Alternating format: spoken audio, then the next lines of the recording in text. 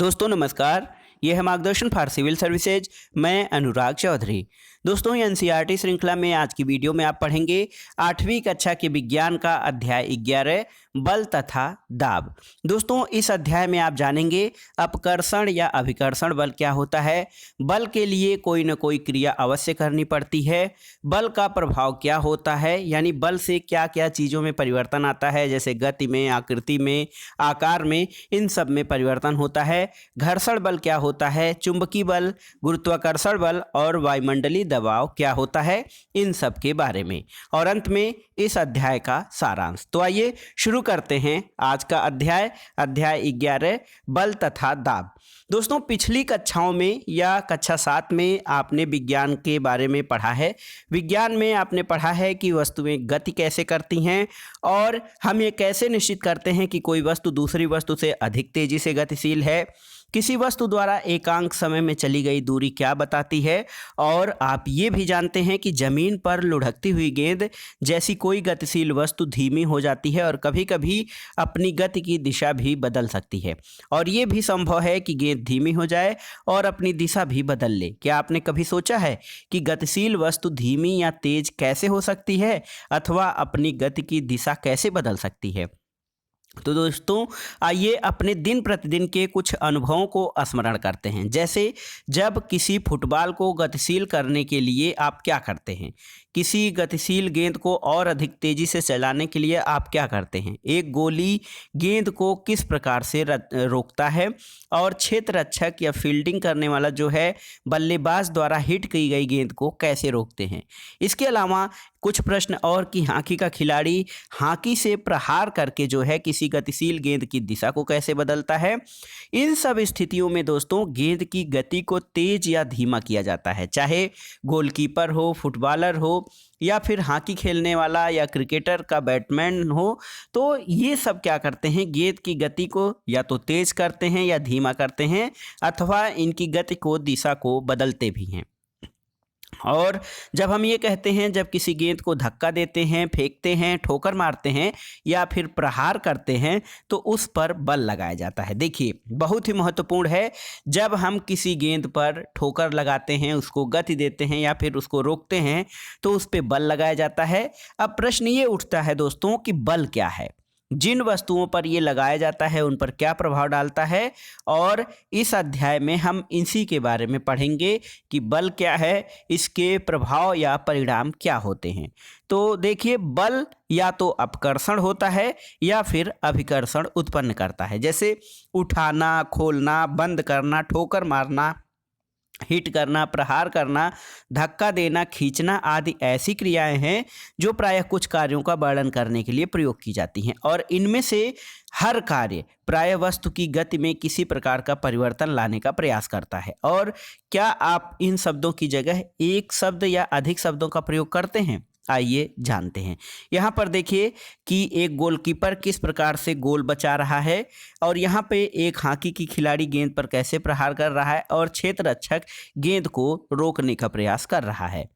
दोस्तों कुछ स्थितियां हैं, जैसे मेज पर रखी पुस्तक को गतिशील करने के लिए आप धक्का उठाते हैं, खींचते हैं या उठाते हैं। तो मेज पर रखी पुस्तक को गतिशील बनाने के लिए आप उसको धक्का देते हैं, और इसके अलावा दरवाजे को खोलने या बंद करने के लिए आप खींचते हैं, कुएं से पानी की बाल्टी को आप खींचते हैं, फुटबॉल के खिलाड़ी का पेनाल्टी किक लेना, ये उसे धक्का देना होता है, किक मारना।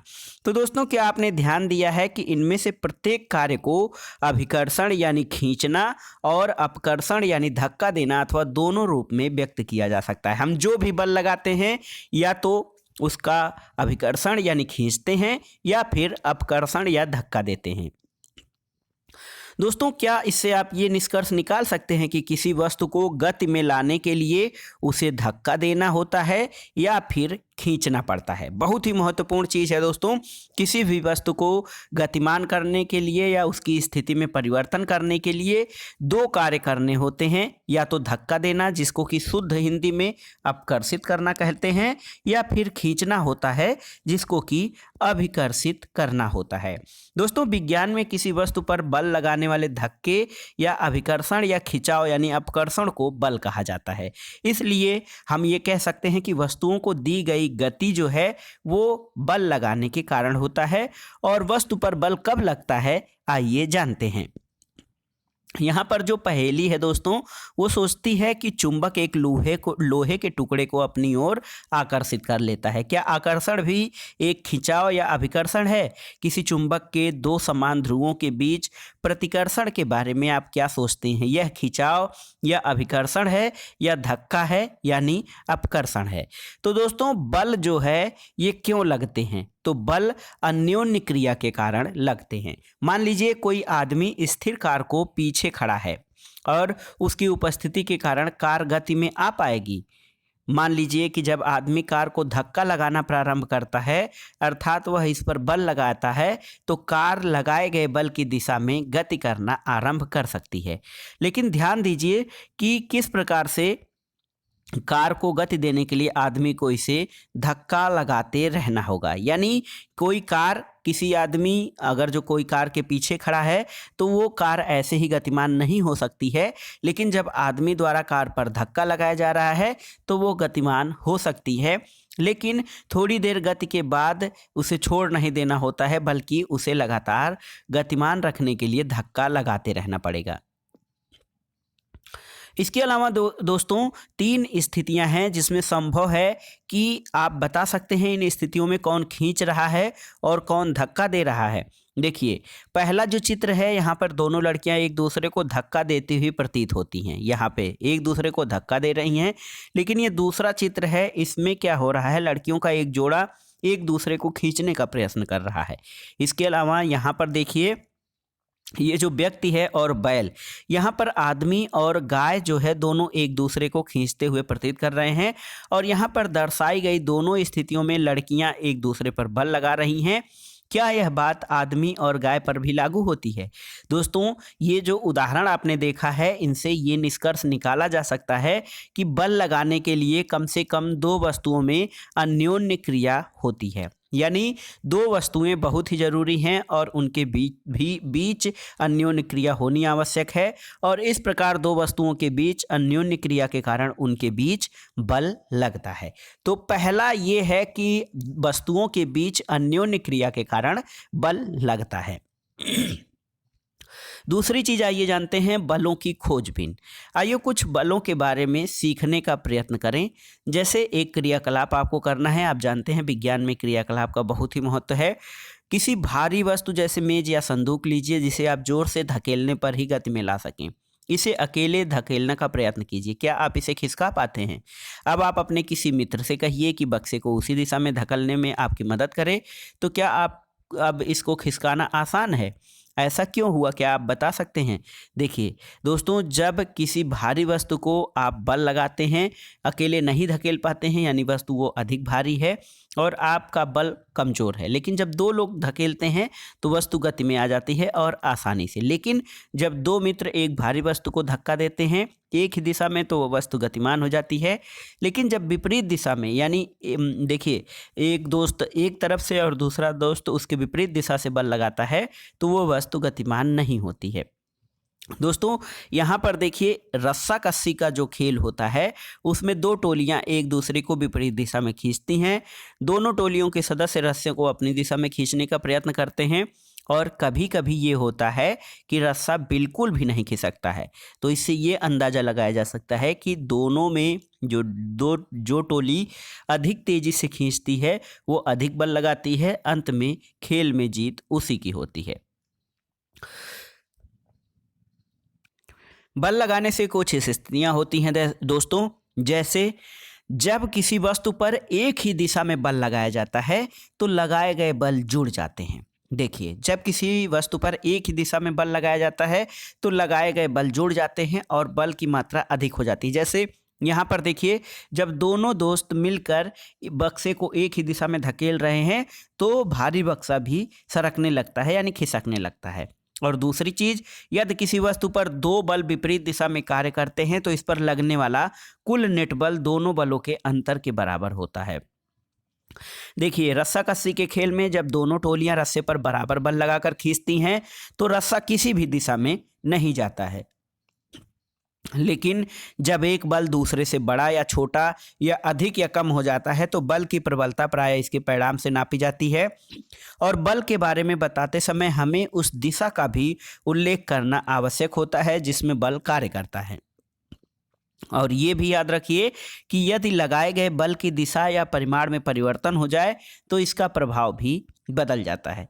तो दोस्तों, पहेली यहाँ पर देखिए क्या सोचती है कि इसका अर्थ ये है कि यदि किसी वस्तु पर विपरीत दिशाओं में लगने वाले बराबर हों तो उस पर लगने वाला नेट बल शून्य होगा। तो ये बिल्कुल सही बात है। यदि किसी वस्तु पर विपरीत दिशाओं से बल लगते हैं और दोनों बराबर हों तो नेट बल शून्य होता है। और सामान्य रूप से किसी वस्तु पर एक से अधिक बल लगे हो सकते हैं, फिर भी वस्तु पर इसका प्रभाव नेट बल के कारण ही होता है। दूसरी चीज, बल वस्तु की गति अवस्था में परिवर्तन कर सकता है। बल वस्तु की गति अवस्था में कैसे परिवर्तन करता है, तो यहाँ पर देखिए, एक जो है विराम अवस्था में गेंद पर जब आप बल लगाते हैं तो वो गतिशील हो जाता है। इसके अलावा जब गेंद की चाल अधिक होती है तो हमें बल लगाने पर या उसको रोकने के लिए या तो हथेलियों को हमें किसी वस्तु से रोकना पड़ेगा या हथेलियों पर हमें ज़्यादा जोर लगाना पड़ता है। और इसी प्रकार की अन्य स्थितियों पर विचार कर सकते हैं, जैसे पेनल्टी किक लेते समय खिलाड़ी गेंद पर बल लगाता है। किक लगाने से पहले गेंद विराम अवस्था में थी, अतः इसकी चाल शून्य थी और लगाए गए बल ने गेंद को गोल की ओर गति प्रदान की। मान लीजिए गोली जो है गोल बचाने के लिए गेंद पर झपटता है या उछलता है और इस क्रिया द्वारा जो गोलकीपर है गतिशील गेंद पर बल लगाने का प्रयत्न करता है और उसके द्वारा लगाया गया बल गेंद को रोक सकता है या विक्षेपित कर सकता है और गोल होने से बचा सकता है।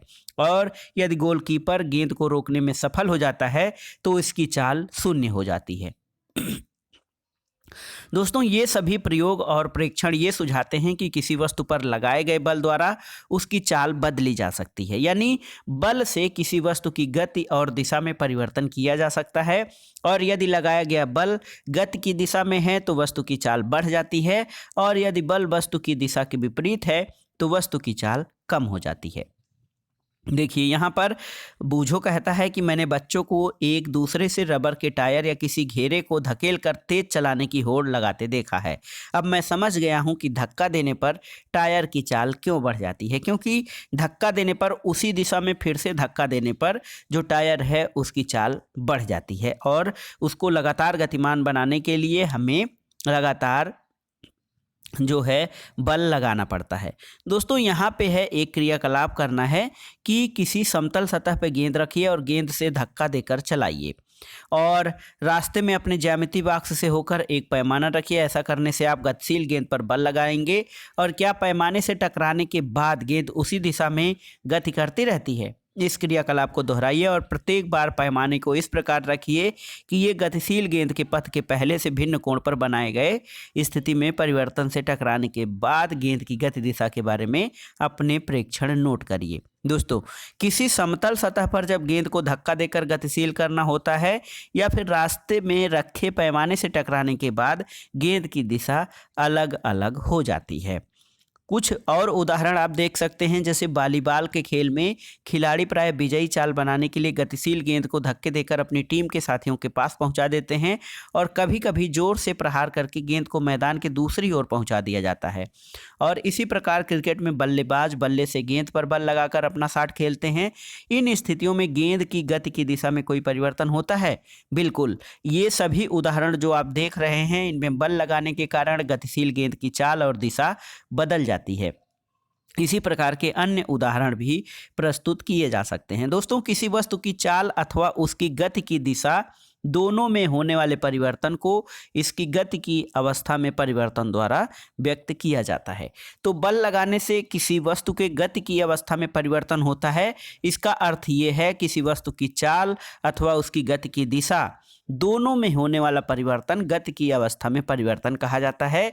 इसलिए बल द्वारा किसी वस्तु की गति की अवस्था में परिवर्तन लाया जा सकता है। गति की अवस्था क्या है? तो दोस्तों किसी वस्तु की गति की अवस्था का वर्णन इसकी चाल और गति की दिशा से किया जाता है। विराम अवस्था को शून्य चाल की अवस्था माना जाता है। यदि कोई वस्तु विराम अवस्था अथवा गतिशील अवस्था में है, दोनों ही इसकी गति की अवस्थाएं होती हैं। तो ये था दोस्तों बल जो है, इसका एक प्रभाव ये है कि इसके द्वारा किसी वस्तु की गति अवस्था में परिवर्तन किया जाता है। दोस्तों एक प्रश्न ये उठता है कि क्या बल लगाने पर सदैव किसी वस्तु की गति की अवस्था में परिवर्तन होगा? तो ये हमारा सामान्य अनुभव है कि अनेक बार बल लगाने पर भी वस्तु की गति की अवस्था में परिवर्तन नहीं होता है। जैसे एक भारी संदूक आपके द्वारा अधिकतम बल लगाए जाने पर भी गति नहीं करेगी। इसी प्रकार आप किसी दीवार को धकेलने का प्रयास करेंगे तो उस पर आपके बल का कोई प्रभाव नहीं दिखाई देगा। बल किसी वस्तु की आकृति में भी परिवर्तन करता है।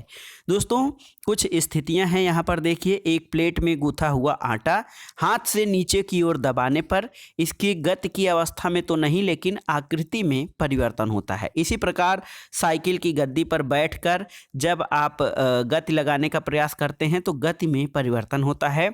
और एक हुक या दीवार में लगी कील से लटका रबर का छल्ला जो होता है, इस पे एक भार लटकाकर या इसके स्वतंत्र सिरे को जब आप खींचते हैं तो इसमें गति में तो परिवर्तन नहीं होता है, लेकिन आकृति में परिवर्तन होता है। और दो ईंटों पर रखा प्लास्टिक या धातु का पैमाना, स्केल के बीचों बीच एक भार रखते हैं जब आप, तो इसके आकृति में परिवर्तन हो जाता है और वह सीधे से झुक जाता है। दोस्तों इन परीक्षणों से आप ये निष्कर्ष निकालते हैं कि जब आप अपनी हथेलियों के बीच एक फूले हुए गुब्बारे को रखकर दबाते हैं या गूथे हुए आटे की लोई को बेलकर चपाती बनाते हैं तो उसकी आकृति बदल जाती है और बल लगाने से किसी वस्तु की आकृति में परिवर्तन हो सकता है। किसी वस्तु को विराम अवस्था से गति में ला सकता है तो बल का ये प्रभाव हो सकता है कि बल किसी वस्तु को विराम अवस्था से यानी शून्य गति की अवस्था से गति की अवस्था में ला सकता है। गतिशील वस्तु की चाल में परिवर्तन कर सकता है, गतिशील वस्तु की दिशा में परिवर्तन कर सकता है, उसकी आकृति में परिवर्तन ला सकता है और इनमें से कुछ अथवा सभी प्रभावों को उत्पन्न कर सकता है। लेकिन ये एक चीज़ याद रखना है कि यदि बल इनमें से एक से अधिक प्रभावों को उत्पन्न कर सकता है, फिर भी इनमें से कोई भी प्रभाव बगैर बल लगाए उत्पन्न नहीं हो सकता है। इसलिए कोई वस्तु बिना बल लगाए अपने आप गति में नहीं आ सकती है, अपने आप दिशा परिवर्तन नहीं कर सकती है और अपने आप आकृति में परिवर्तन नहीं ला सकती है। इसलिए गति अवस्था दिशा परिवर्तन के लिए बल लगाना बहुत ही आवश्यक होता है। अब आइए दोस्तों बात करते हैं संपर्क बल के बारे में। संपर्क बलों के उदाहरण में आइए सबसे पहले जानते हैं पेशीय बल। क्या आप मेज पे रखे किसी पुस्तक को बगैर छुए धकेल या उठा सकते हैं? क्या बगैर पकड़े पानी की किसी बाल्टी को उठा सकते हैं? दोस्तों सामान्यतः किसी वस्तु पर बल लगाने के लिए आपके शरीर का वस्तु के साथ संपर्क होना चाहिए। जब तक आपके शरीर का वस्तु के साथ संपर्क नहीं होगा उस पर बल नहीं लग सकता है। संपर्क किसी छड़ी या रस्सी की सहायता से भी हो सकता है, या जब हम किसी वस्तु जैसे अपने विद्यालय के बस्ते को धकेलते हैं या पानी की बाल्टी को ऊपर उठाते हैं तो ये बल कहाँ से आता है? दोस्तों आपकी जानकारी के लिए बता दें कि ये बल हमारे शरीर की मांसपेशियों के द्वारा लगता है और हमारी मांसपेशियों के क्रिया स्वरूप लगने वाले बल को पेशीय बल कहा जाता है। पेशीय बल हमें अपने सभी क्रियाकलापों को करने योग्य बनाता है और इस क्रियाकलाप में शरीर की गति और उसका मुड़ना भी शामिल होता है। दोस्तों पाचन क्रिया के बारे में आपने पिछले कक्षा में पढ़ा था। पाचन क्रिया में भोजन आहार नाल से आगे की ओर धकेला जाता है और क्या इस प्रक्रिया में कोई पेशीय बल लगता है? तो बिल्कुल दोस्तों इस प्रक्रिया में पेशीय बल लगता है। और श्वसन प्रक्रिया में प्राणवायु अंदर लेते समय और बाहर निकालते समय फेफड़े फैलते और सिकुड़ते हैं। दोस्तों श्वसन क्रिया को संभव बनाने के लिए ये पेशियां हमारे शरीर में होती हैं और पेशियों के द्वारा बल लगाया जाता है, तभी हम या तो भोजन का पाचन कर सकते हैं या फिर सांस को अंदर या बाहर कर सकते हैं। इसके अलावा जानवर जो हैं, पशु दोस्तों, वो अनेक शारीरिक क्रियाकलापों और अन्य कार्यों को करने के लिए पेशी बल का उपयोग करते हैं। बैल, घोड़े, गधे और ऊंट जैसे पशु हमारे लिए विभिन्न कार्यों को करने के लिए उपयोग में लाए जाते हैं और इन कार्यों को करने के लिए वो पेशीय बल का उपयोग करते हैं। दोस्तों, पेशी बल तभी लगाया जा सकता है जब पेशियां किसी वस्तु के संपर्क में हों, इसलिए इसे संपर्क बल कहा जाता है। और अन्य प्रकार के भी कुछ संपर्क बल हैं, आइए इनके बारे में जानते हैं। देखिए, संपर्क बल का एक उदाहरण है घर्षण यानी फ्रिक्शन। दोस्तों, अपने कुछ अनुभवों को आप स्मरण करके देखेंगे कि फर्श पर लुढ़कने वाली गेंद धीरे धीरे धीमी हो जाती है और अंत में रुक जाती है। साइकिल चलाते समय जब हम पैडल चलाना बंद कर देते हैं तो धीरे धीरे धीमी हो जाती है और अंत में रुक जाती है। और किसी कार या स्कूटर के इंजन को बंद कर देने पर वह भी कुछ समय बाद रुक जाता है। और इसी प्रकार नाव जो है उसको खेना बंद कर देने पर कुछ दूर चलकर रुक जाती है। क्या आप इस प्रकार के कुछ अनुभवों को इसमें जोड़ सकते हैं? बिल्कुल। इन सभी स्थितियों में होता यह है कि वस्तुओं पर कोई बल लगता प्रतीत नहीं होता है, फिर भी इनकी चाल धीरे धीरे कम हो जाती है और अंत में ये शून्य गति की अवस्था यानी विराम अवस्था में आ जाती हैं। इनकी गति की अवस्था में परिवर्तन किस कारण से होता है? क्या आप बता सकते हैं कि कोई इन पर बल लगा रहा है, या आप अनुभव कर सकते हैं कि प्रत्येक दशा में बल किस दिशा में लग रहा होता है? दोस्तों, इन सभी उदाहरणों को वस्तु की गति की अवस्था में परिवर्तन के कारण घर्षण बल है। फर्श और गेंद की सतह के बीच लगने वाला घर्षण बल होता है जो कि गतिशील गेंद को विराम की अवस्था में ले आ देता है। और इसी प्रकार पानी और नाव की सतह के बीच भी घर्षण बल होता है। जब आप उस पर बाहरी बल यानी खेना बंद कर देते हैं तो वो नाव को रोक लेता है।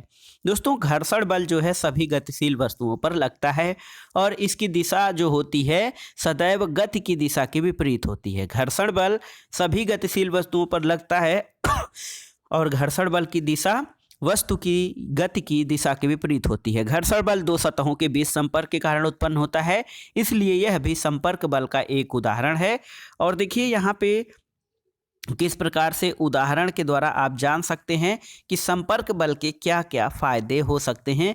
यदि ये घर्षण बल न होता पृथ्वी और हमारे पैर के तलों के बीच, तो हम चल नहीं पाते और फिसल कर गिर जाते हैं। दोस्तों, तो वस्तु पर लगने वाला बल सदैव संपर्क बल ही नहीं होता, इसके अलावा अन्य बल भी कार्य करते हैं। लेकिन घर्षण बल या पेशीय बल जो होता है वो बहुत ही महत्वपूर्ण है हमारे दैनिक क्रियाकलापों के लिए। आगे आइए देखते हैं, बलों में कुछ असंपर्क बल भी होते हैं जो कि बिना संपर्क के ही लगते हुए दिखाई देते हैं। इसमें पहले हम चुंबकीय बल की बात करेंगे। देखिए, छड़ चुंबक यहाँ पर ले लीजिए। दोस्तों, आप यदि छड़ चुंबक लेंगे तो दोनों चुंबक ऐसे चुंबक लीजिए कि एक दूसरे को स्पर्श न करें। यहाँ पर जब उनके आप देखिए समान ध्रुव एक दूसरे की तरफ ले जाएंगे तो ये एक दूसरे से दूर भागते हैं, और विपरीत ध्रुव यानी रेड रेड ये दोनों समान ध्रुव हैं, जब आप ले जाएंगे तो ये एक दूसरे के विपरीत भागेंगे। लेकिन एक रेड और एक ब्लू यानी विपरीत ध्रुव जब आप लाएंगे तो ये एक दूसरे के निकट आएंगे। तो दोस्तों, इन दोनों चुंबकों के बीच आकर्षण और प्रतिकर्षण बल का आप प्रक्षेपण इस प्रकार से कर सकते हैं। जो दूसरा चुंबक आपने बेलन पे रखा है वो समीप लाने पर गति करता है। एक बार जब आप विपरीत ध्रुव एक दूसरे के नज़दीक लाते हैं तो चुंबक की गति की दिशा की ओर आता है, और जब आप समान ध्रुव एक दूसरे के पास लाते हैं तो वो विपरीत दिशा में गति करता है। दोस्तों, दो चुंबकों के समान ध्रुव यानी नॉर्थ नॉर्थ या साउथ साउथ एक दूसरे को प्रतिकर्षित या एक दूसरे से दूर करते हैं, और असमान ध्रुव यानी नॉर्थ साउथ और साउथ नॉर्थ एक दूसरे को अपनी ओर आकर्षित करते हैं। दो वस्तुओं के बीच आकर्षण अथवा प्रतिकर्षण को भी खींचने या धक्का देने के रूप में देखा जा सकता है। दोस्तों, चुंबकों के बीच लगने वाले बल को देखने के लिए आपको इन्हें संपर्क में लाना पड़ता है? नहीं, एक चुंबक दूसरे चुंबक पर बगैर संपर्क में आए ही बल लगा सकता है, और चुंबक द्वारा दूसरे चुंबक पर लगाया गया ये बल असंपर्क बल का उदाहरण है। इसी प्रकार दोस्तों, चुंबक द्वारा किसी लोहे के टुकड़े पर लगाया गया बल भी असंपर्क बल कहा जाता है। यहाँ पर देखिए, एक प्रयोग करना है। प्लास्टिक की एक स्ट्रा लीजिए और इसको लगभग 2 बराबर भागों में काट लीजिए। धागे की सहायता से एक टुकड़े को किसी मेज के किनारे से लटकाइए। अब स्ट्रा के दूसरे टुकड़े को अपने हाथ से पकड़िए और इसके स्वतंत्र सिरे को कागज की एक शीट से रगड़िए। स्ट्रा के रगड़े हुए सिरे को लटके हुए स्ट्रा के समीप लाइए और सुनिश्चित कीजिए कि दोनों टुकड़े एक दूसरे को स्पर्श न करें। आप देखेंगे कि अब लटके हुए स्ट्रा के स्वतंत्र सिरे को कागज की शीट से रगड़िए। फिर दूसरे स्ट्रा के टुकड़े को, जिससे पहले ही कागज की शीट से रगड़ा जा चुका है, लटके हुए स्ट्रा के स्वतंत्र सिरे के समीप लाएंगे तो आप देखेंगे कि कागज से रगड़ा हुआ स्ट्रा दूसरे स्ट्रा को आकर्षित करता है, लेकिन यदि लटका हुआ स्ट्रा भी कागज की शीट से रगड़ा जाए तो यह उसे प्रतिकर्षित करने लगता है।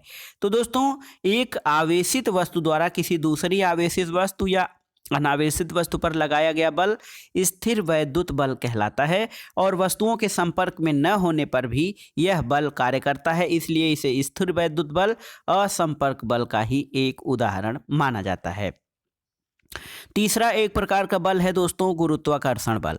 दोस्तों, यदि कोई सिक्का या पेन आपके हाथ से छूट जाए तो ये धरती की ओर गिरता है। पेड़ से अलग होने के बाद पत्तियां और फल धरती पर गिरते हैं। और क्या आपने कभी सोचा है कि ऐसा क्यों होता है? दोस्तों, जब सिक्का आपके हाथ में पकड़ा हुआ है तो ये विराम अवस्था में होता है और जैसे ही इसको छोड़ा जाता है ये नीचे की ओर गिरना आरंभ हो जाता है। इससे स्पष्ट है कि सिक्के की गति की अवस्था में परिवर्तन होता है और इस पर बिना लगे ऐसा कैसे हो सकता है, ये बल कौन सा है?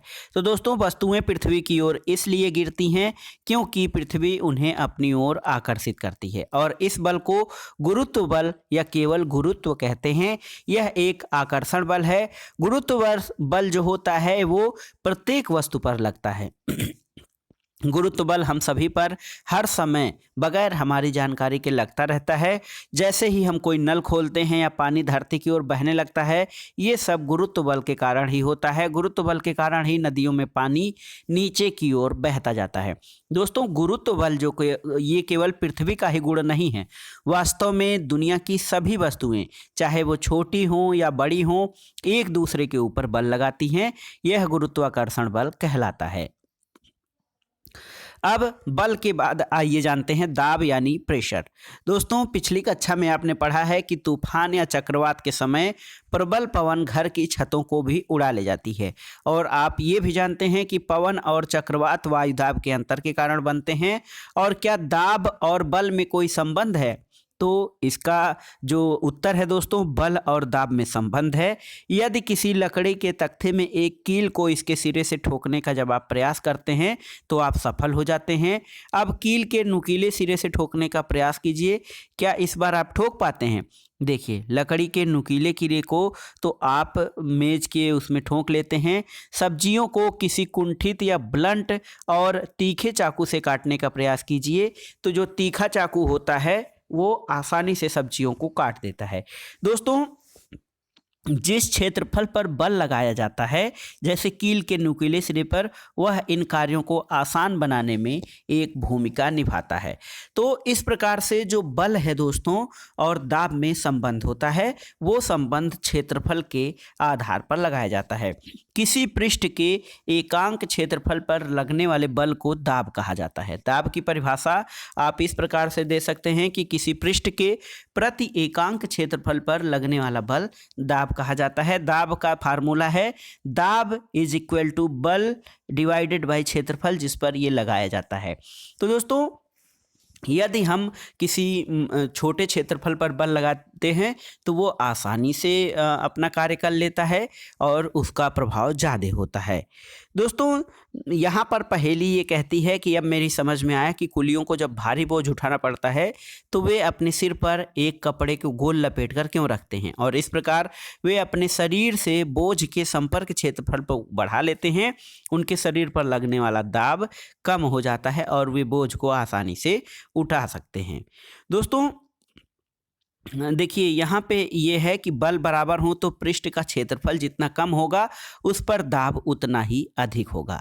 यदि समान बल लगाए जाएं तो जिस पृष्ठ का क्षेत्रफल कम होगा उस पर दाब उतना अधिक होगा।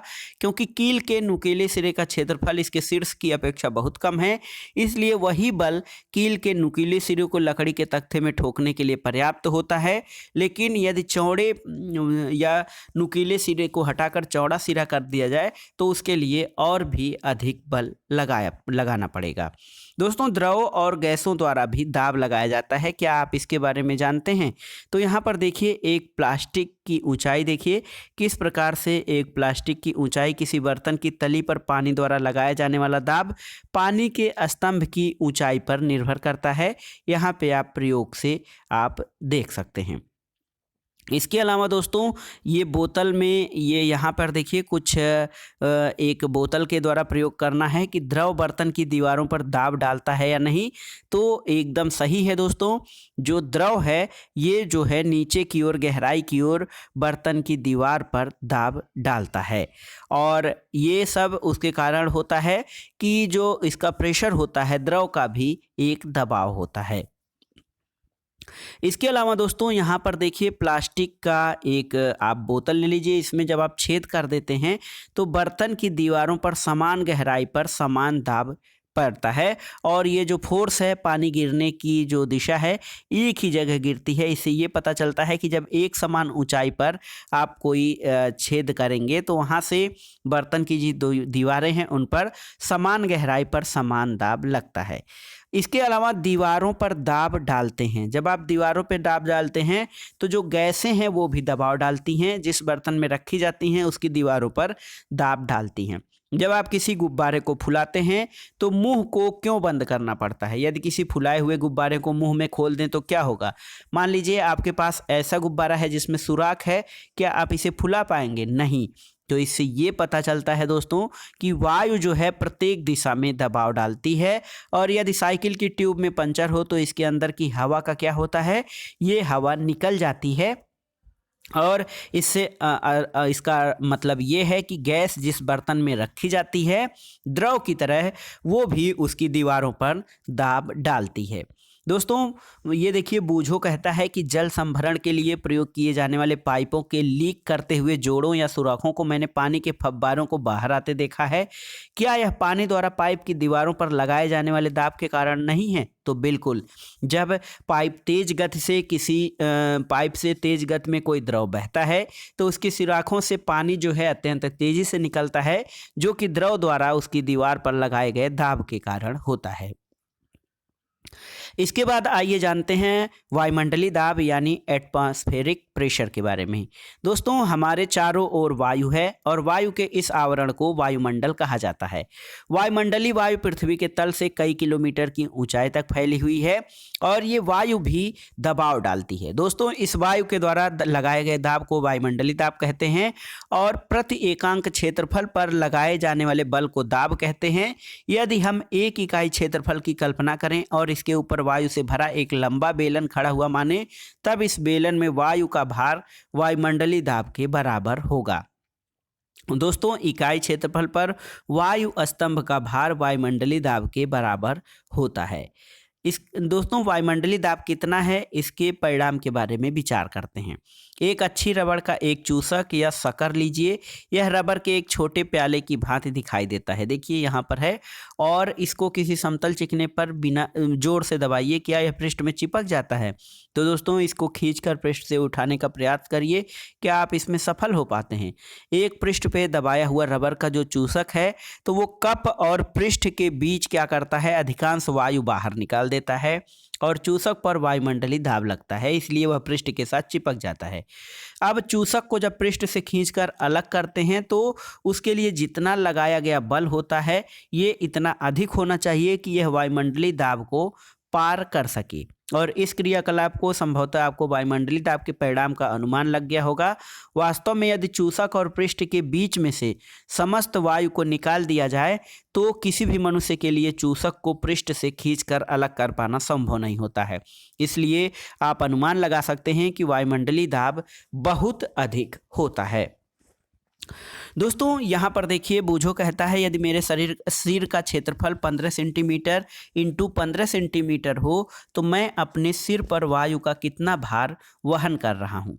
तो देखिए, एक 15 सेंटीमीटर गुणे 15 सेंटीमीटर क्षेत्रफल और वायुमंडल की ऊंचाई के बराबर ऊंचाई के स्तंभ में वायु का भार लगभग 225 किलोग्राम द्रव्यमान के किसी पिंड के भार के बराबर होता है। और इस भार के नीचे हम दबकर पिचकते क्यों नहीं हैं? तो इसका कारण ये है कि हमारे शरीर के अंदर का दाब भी वायुमंडलीय दाब के बराबर होता है और यह बाहर के दाब को निरस्त कर देता है, इसलिए हम चिपकने से बच जाते हैं। तो यहाँ पर देखिए हमारे शरीर पर वायुमंडलीय दाब बहुत अधिक पड़ता है।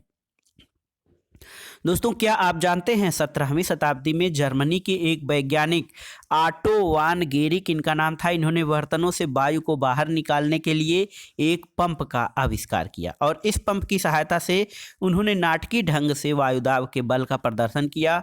उन्होंने धातु के 2 खोखले अर्धगोले लिए जिनमें से प्रत्येक का व्यास 51 सेंटीमीटर था।